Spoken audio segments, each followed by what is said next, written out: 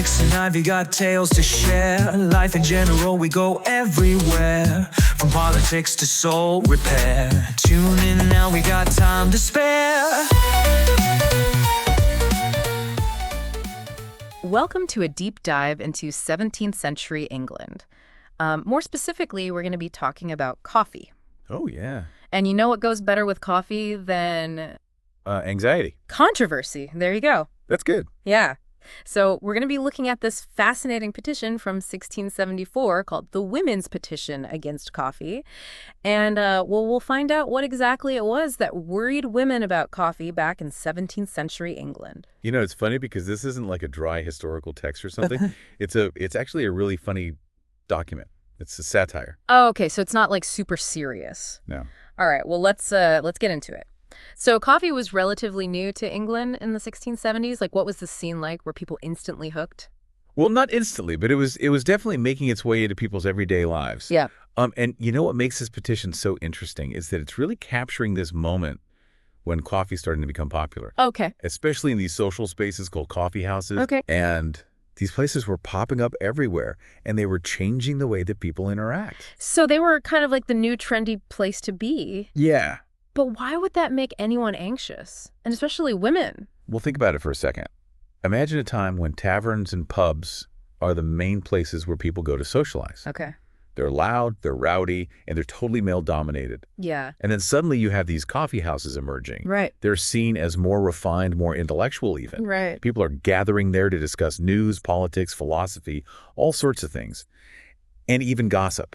So it's a totally different vibe. Right, a new kind of public forum. Yeah, so it's a big shift in the social scene. Exactly. And did women feel like they were excluded from this new intellectual sphere? That's one way to look at it, for Yeah. sure. The petition itself doesn't directly address the issue of exclusion, Okay. but I think if you read between the lines, you can sense a bit of frustration Yeah. that this new and exciting part of public life is largely just for men. You got to remember that women's roles in 17th century England were still really restricted. Right. Their lives centered around the home and family. So maybe this petition is hinting at a bigger issue then, like women feeling like they're being left out of a changing world. Exactly. I think so. Yeah. Okay. Yeah. I could see how that would spark some strong opinions. Absolutely. And those opinions are expressed in a really clever way. Okay. The petition is presented to these figures called the Keepers of the Liberty of Venus Wait, what? and their Court of Female Assistants. Okay, that's amazing. Even the title gives you a sense that this is satire, not just a straight complaint. Right, it's like setting up a mock trial for coffee. Right. Okay, so who are these buxom good women who are supposedly languishing in want? Well, that's where the humor and the social commentary come together. Okay. The petition claims that these women are suffering because of coffee's effect on their husbands. Are we talking about coffee's effect on, No. performance? Exactly. That's exactly it. They're saying coffee is making men less virile, less able to satisfy their wives. Oh, wow. And they use some really colorful language to describe this supposed decline. So, like, not just he's tired, but full-on Shakespearean drama. Much more dramatic than that. They complain that men have become mere cock-sparrows. Cock-sparrows. Yeah, fluttering things that come on. And so, with a world of fury, but are not able to hold out. Wow, they really didn't hold back. Yeah. It's almost like they're poking fun at this idea that masculinity is tied to, like, Well, yeah, I think you're right there. virility. Because you got to remember, this is a time when traditional gender roles are really rigid. Yeah. And men are expected to be strong and dominant and, yes, virile. Right. So this petition, while funny, taps into those anxieties about those expectations. So maybe it's not just about, like, the bedroom then. Could it be a fear that men are losing their traditional power as society is changing? That's a great question. Is coffee, like, disrupting the patriarchy? Well, maybe. And it takes us deeper into what this petition might really be about. Okay. Because remember, the coffee house is becoming this place where ideas are exchanged, Right. where social hierarchies are a bit more fluid. Yeah. So perhaps this new world that's fueled by coffee is seen as a threat to the old order. So coffee is like the fuel for a social and intellectual revolution. Exactly. And some people aren't ready for that change. Especially if they feel it threatens their place in the world. Right. So even back then, a simple drink could become a symbol for much bigger things. Oh, absolutely. It's like a battleground for cultural change. Yeah, it is. It's still pretty funny, though, how they went after coffee's effect on, performance. What else did they complain about? Well, besides the, bedroom issues, they also claimed that coffee was making men waste time and money. Oh. They criticized the coffee house as this place where men would just spend hours debating pointless topics. Okay, I gotta hear this. What kind of pointless topics are we talking about? Oh, things like what color the Red Sea is, whether the Great Turk was a Lutheran or a Calvinist, even who Cain's father-in-law was. Wait, they were seriously debating who Cain's father-in-law was? You can't make this up. It's almost as if they're making fun of these intellectual pretensions, right? Right. But I think under the surface, there's also this worry about men abandoning their responsibilities. Okay. Spending time and money on frivolous things. So it's funny, but it points to some real concerns about how this new coffee culture is impacting family life and finances. Exactly. They weren't just worried about men becoming cock-sparrows. They were worried about their husbands neglecting their duties. Yeah. And, this brings us to their proposed solution, which is just as outrageous as their complaints. Oh, okay. Hit me with it. What did they want to do about this coffee menace? They wanted to ban coffee for all men under 60. What? Yeah. Instead, they recommended a return to good old English drinks like lusty nappy beer, cock ale, cordial canaries, restoring Malagos, and back recruiting chocolate. Okay, some of those names are interesting. Right. But you gotta admire their dedication to tradition. It certainly is a colorful list. Yeah. And cock ale deserves a little explanation. Oh, yeah. What is cock ale? It was a very potent drink, believed to have invigorating qualities. Let's just say it involved rooster combs. Oh, wow. That's intense. Yeah. So they want to swap a sophisticated drink like coffee for rooster-infused beverages. Well, yeah. This petition is just full of surprises.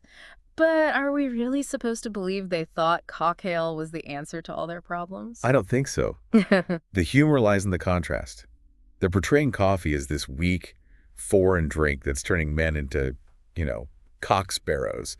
Right. And they're holding up these traditional English drinks as symbols of strength and virility. Like saying, bring back the good old days when men were men and their drinks had rooster parts in them. Exactly. But we have to remember this is satire. Right. They're using humor to highlight their concerns. Yeah. And to poke fun at the men who are embracing this new coffee craze. So we've got anxieties about changing gender roles, fears of men abandoning their responsibilities, and even a bit of national pride thrown in with those traditional English drinks. What struck you as the most important part of this story?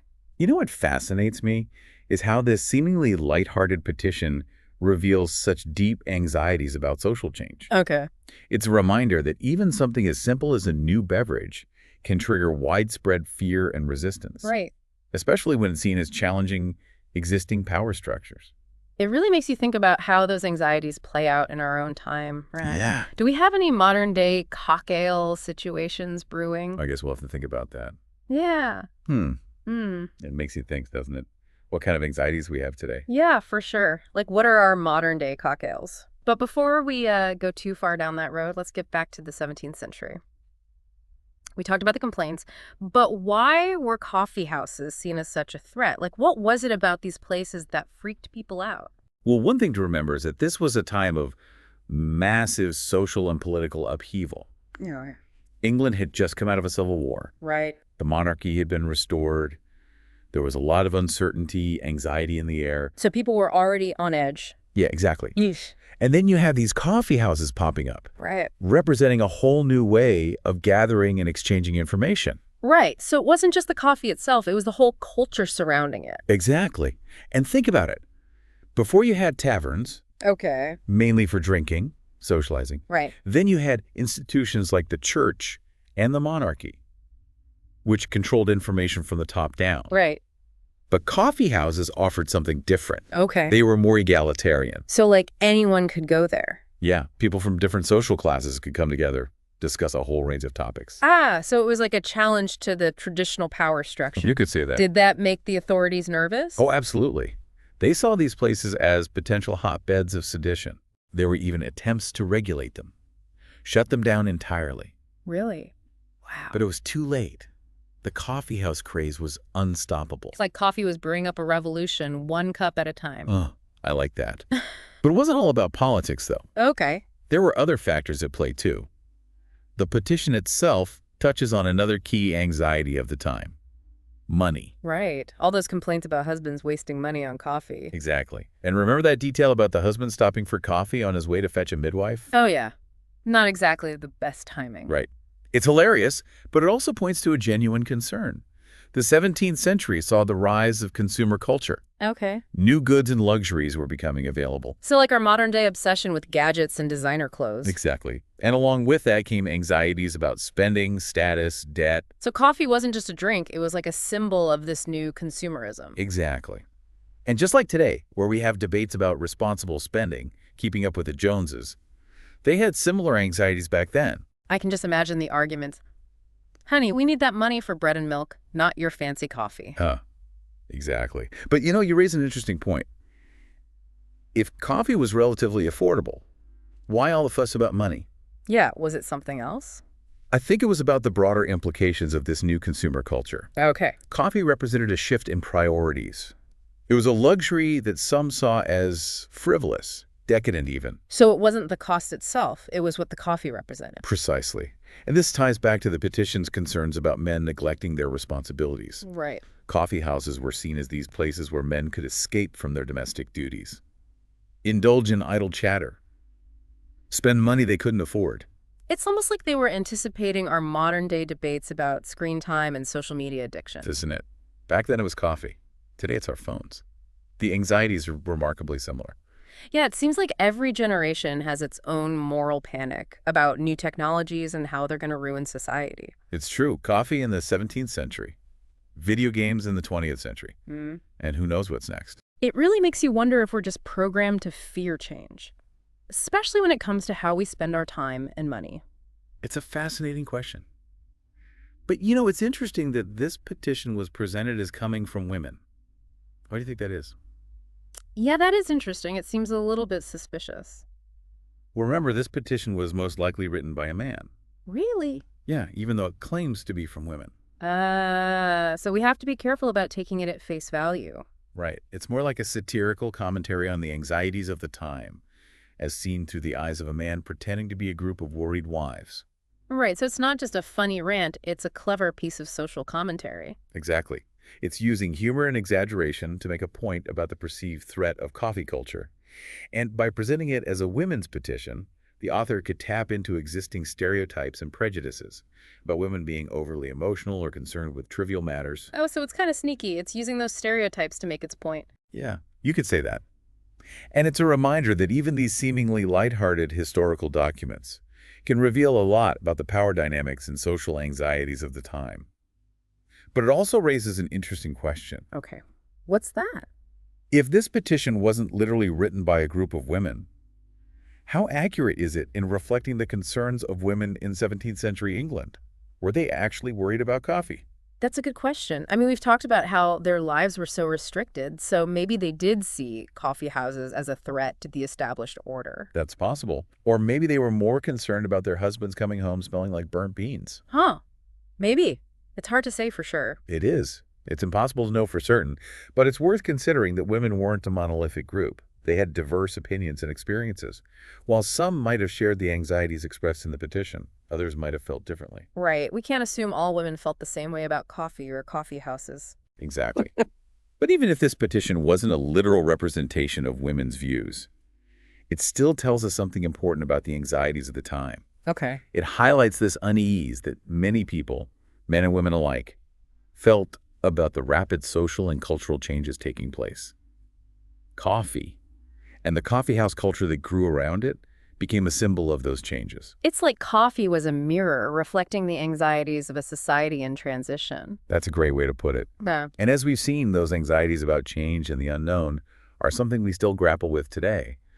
But before we dive into those modern parallels, let's take a closer look at some of the specific fears surrounding coffee houses.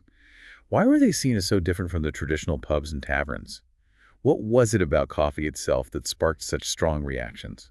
So coffee houses, they were new and exciting. But what about the coffee itself? What made it so different from the traditional ale or beer? Was it just that caffeine kick? Yeah, this is a great question. It goes to the heart of why coffee sparks such strong reactions. Remember, coffee was new to Europe. It had this exotic appeal. It came from the East. It had this association with the Ottoman Empire, with Islamic culture. Ah, so it was a cultural clash almost. Yeah, I think you could see it that way. This clash between traditional English ale and this new foreign beverage. And that played out in a lot of interesting ways. Oh, absolutely. Yeah. For example, coffee was seen as a drink that stimulated the mind, Okay. encouraged conversation and debate. Ale, on the other hand, was associated with, well, let's just say, more relaxed pursuits. So coffee was for intellectuals and revolutionaries, while ale was for those happy with the status quo. Huh. Yeah, you could put it that way. I can see how that would create tension. Yeah, and the petition plays on this contrast brilliantly. Mm. Remember that suggestion to replace coffee with cock ale and cordial canaries? Right. It's a satirical way of saying stick to what's safe. Like coffee is making men too French. Huh. Exactly. It was seen as a threat to English identity, to traditional masculinity. Yeah. And, that fear of the other, of the foreign and unknown. It's something that we see again and again throughout history. Yeah, it's almost like a reflex. We see something new, something different, and we're immediately suspicious or even afraid. It's true. But of course, not everyone reacted that way. There were plenty of people, men and women, who embraced coffee and coffee house culture. Right. For them, it was a symbol of progress, Okay. of intellectual freedom, of social mobility. So it's interesting how one simple beverage could be seen as both a symbol of progress and a source of anxiety. Yeah, that's the beauty of history, isn't it? It's full of these contradictions and complexities. And it reminds us that our own perceptions of the world are shaped by our own time and place. What seems normal to us today might have been revolutionary or even scandalous to people in the past. And vice versa. I mean, who knows what future generations will think of our obsession with social media or our reliance on AI. Right. Imagine a future petition complaining about how spending too much time in the metaverse is making people neglect their virtual farms. Huh. Is the metaverse turning our children into digital zombies? Exactly. It's a reminder that history doesn't just repeat itself, it rhymes. And by understanding those rhymes, by looking at how past societies have dealt with change, we can hopefully navigate our own challenges with a little more wisdom and a little less fear. So what can our listeners take away from all this? What can we learn from this 17th century coffee controversy? Well, I think there are a few key lessons here. First, change is inevitable. New technologies, new ideas, they're always going to emerge. Right. Second, those changes will often be met with resistance, especially from those who feel threatened. But that doesn't mean that change is bad. Right. Sometimes those new things lead to positive transformations. Oh, absolutely. The key is to approach change with curiosity and a critical eye, to not let fear dictate our reactions, to ask questions, to challenge assumptions, and remember that history is full of examples of how what was once seen as radical or dangerous can become an accepted part of life. So maybe the next time we encounter something new, something that makes us a little uncomfortable, we can take a deep breath. Remember those buxom good women and their petition, and approach it with an open mind. Well said. I think that's a great place to leave it. Thanks for joining us on this deep dive into the world of 17th century coffee controversy. It's been a fascinating journey. And to all our listeners out there, we'll see you next time. Stay curious.